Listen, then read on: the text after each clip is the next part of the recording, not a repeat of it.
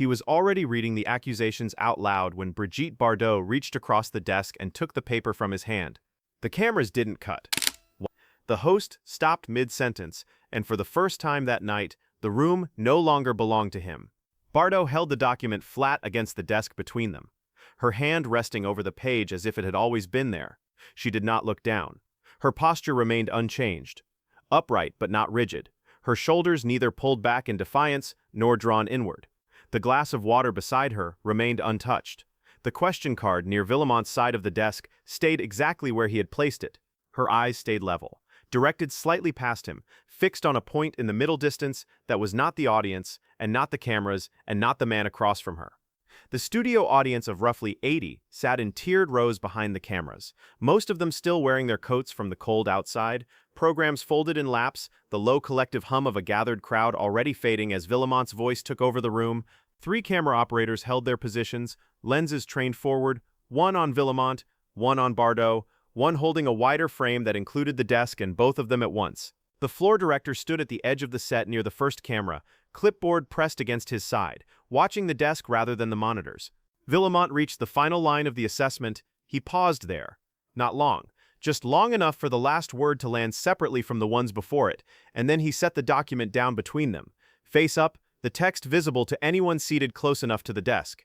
He leaned back in his chair, a small deliberate movement that created distance without creating exit, and picked up his question card.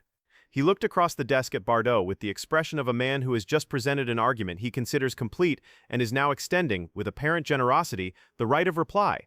If you're interested in untold stories from cinema's golden age, subscribe now.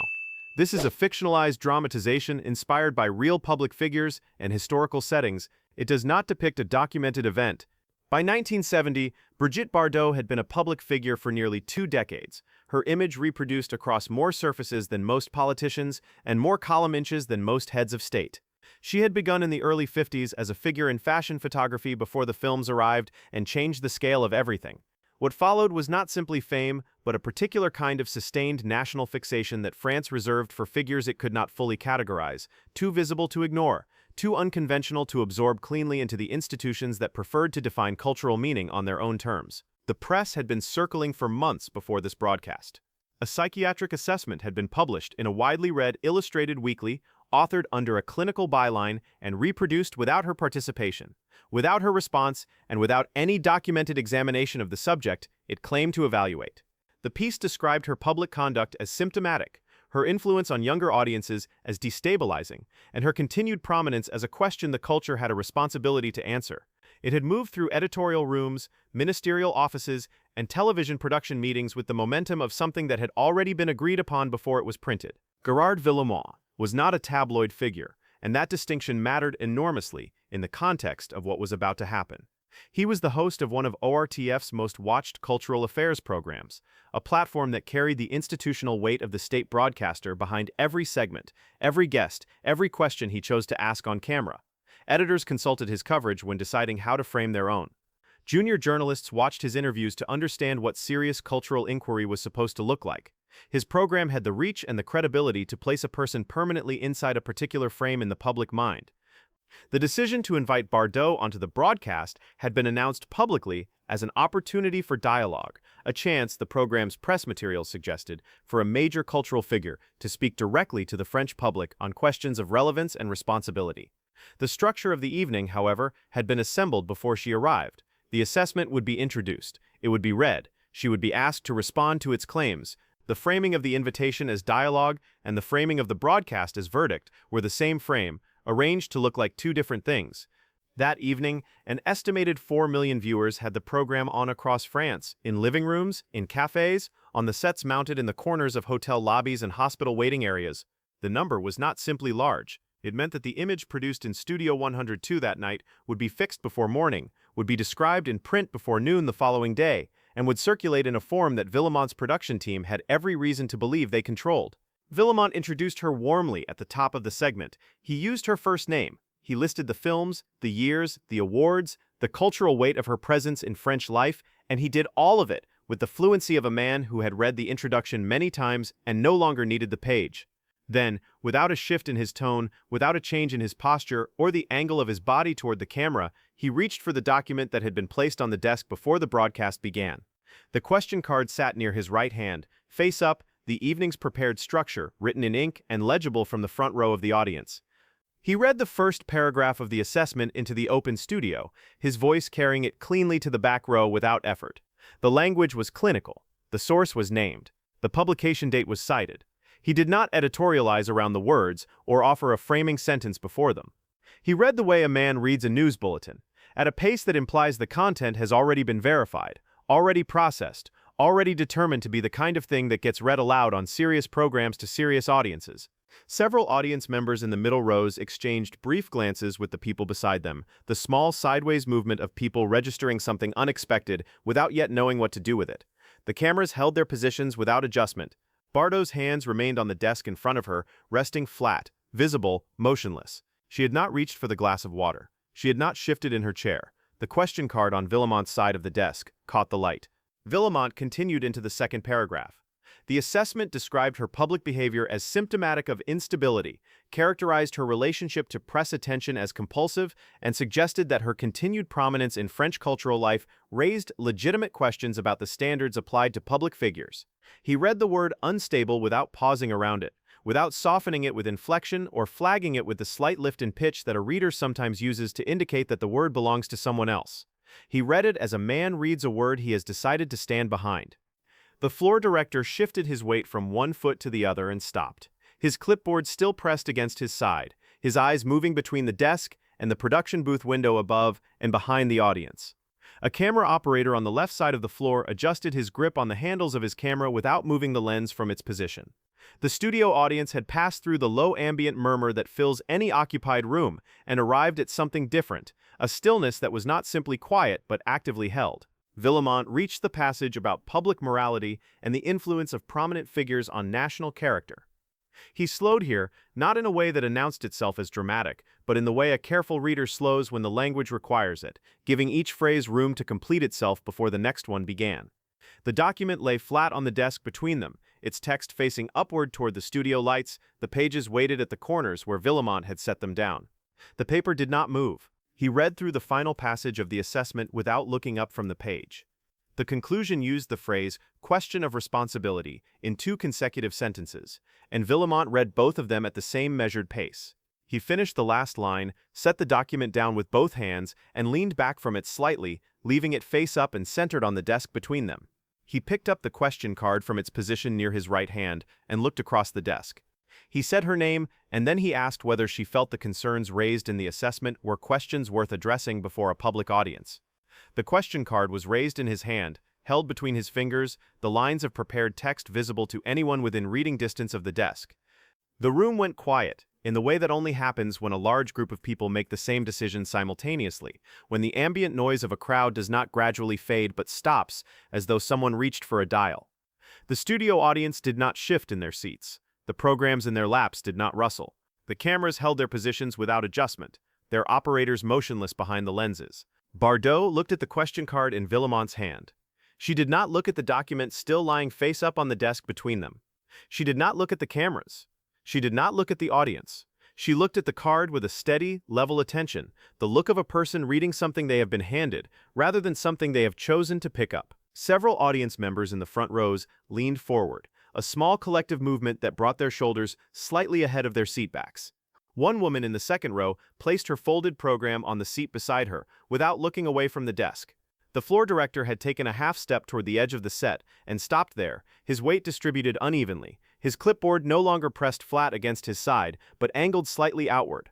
Villemont held the question card at a steady height, his posture still carrying the shape of a man in the middle of a conversation he had not yet lost.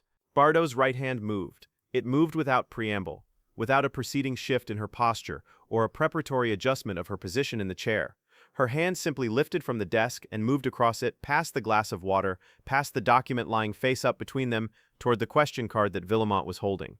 Her fingers closed around the card. Villemont's hand did not tighten. The card came free with a clean, unhurried motion that produced no sound. She held it with both hands, angled slightly toward her, and read it. Her eyes moved across the card in the way eyes move when reading something for the first time, tracking from the top to the bottom, pausing near the middle, reaching the end. Then she turned the card over, placed it face down on her side of the desk, directly in front of her, and rested her left hand flat on top of it, covering it entirely. All eyes turned to the desk. The card was no longer visible. It lay face down under Bardot's hand, on her side of the table, and the prepared structure of the evening, the sequence Villemont had carried into the studio, the questions written in ink and arranged in order, was no longer where he had placed it. It was on the other side of the desk, face down, under someone else's hand.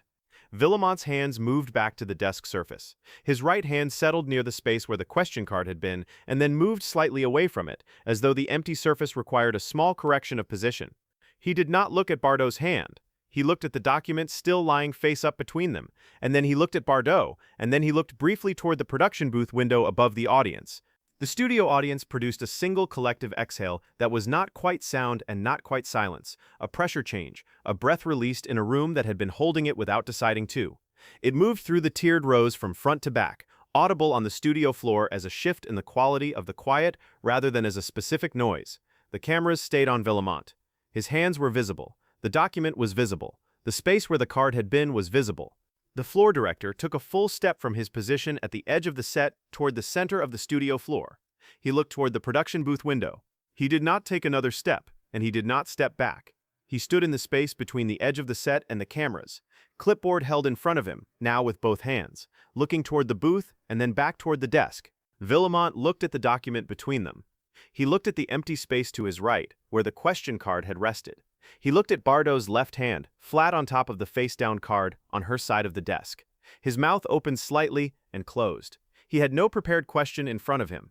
He had the document, which he had already read, and the empty desk surface where the structure of the evening had been, and the face-down card on the wrong side of the table. Several audience members in the middle rows sat back in their seats, a slow, gradual movement rather than a sharp one, as though the air pressure in the room had changed, and the new pressure required a different posture. Others in the front rows remained forward, their shoulders still ahead of the seatbacks, their eyes on the desk. No one in the audience spoke. No programs rustled. No one crossed or uncrossed their legs. No one moved on the studio floor. The floor director stood between the cameras and the set, both hands on his clipboard, looking toward the production booth. The camera operators held their frames, one on Villemont, one on the desk, one on the wider shot that included both figures and the space between them. Villemont's hands rested on the desk beside the document. The document lay between them, face up, unaddressed. 5 seconds passed. Villemont looked once toward the production booth window, a direct, upward look that lasted a visible moment, and then he looked back across the desk. His right hand moved slightly on the desk surface and stopped. The question card remained face down under Bardot's hand. The document remained where it had been placed, face up, its text still visible under the studio lights. 10 seconds passed. One of the camera operators made a small adjustment, not a reframe, but a tightening, a narrowing of the angle that brought the desk into slightly sharper focus. The lens moved toward the face-down card and the two hands, one resting, one not. Villemont's lips parted. He produced the beginning of a sound that did not become a word. The document sat between them, face up, its final passage about public responsibility still visible on the page. 15 seconds passed. A production assistant appeared at the far edge of the studio floor, moving quickly from the direction of the booth corridor and stopping when she reached the floor director. The floor director turned toward her, and the two of them exchanged 3 words that did not reach the desk. The floor director raised one hand toward the production booth window. The program cut to a commercial break 4 minutes ahead of the scheduled time, and the on-air light above the primary camera went dark. In the studio, the cut to break did not immediately dissolve what had accumulated in the room. The audience remained seated. Several people in the front rows had not changed their posture. The camera operators lowered their headsets but did not leave their positions. The document was still on the desk, face up, where Villemont had placed it and left it. The question card was still face down on Bardot's side, her hand no longer resting on it but the card unmoved. Villemont stood from his chair. He did not speak to Bardot, or to the floor director, or to anyone on the studio floor. He moved toward the production booth corridor at the back of the studio, passing between the rear cameras without pausing, his hands at his sides. The assessment remained on the desk where he had placed it, face up, centered, unresponded to, its text still visible under the studio lights that had not yet been dimmed. When the program returned from its break, the segment had been restructured. Villemont appeared on camera seated at the desk, and the desk had been cleared. The document was gone. The question card was gone. The glass of water had been replaced or removed. He introduced the next portion of the program in a voice that carried the same measured cadence as before, and the camera framing was identical to the framing used at the top of the broadcast. But the restructured segment had not been announced, and the break had come early, and the audience in Studio 102 knew what the 4 million viewers at home had already seen and could not unsee.